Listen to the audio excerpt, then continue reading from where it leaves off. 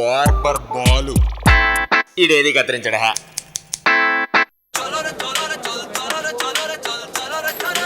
బాలు మంచి facial చేయవయ్యా.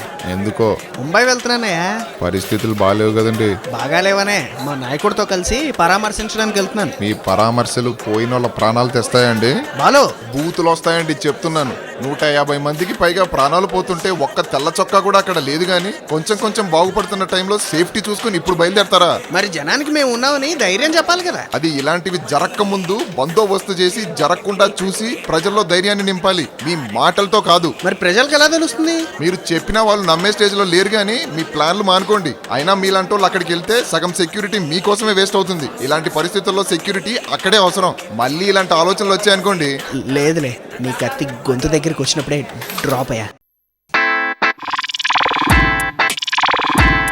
Barber Balu ఇడేది కత్తిరించడా.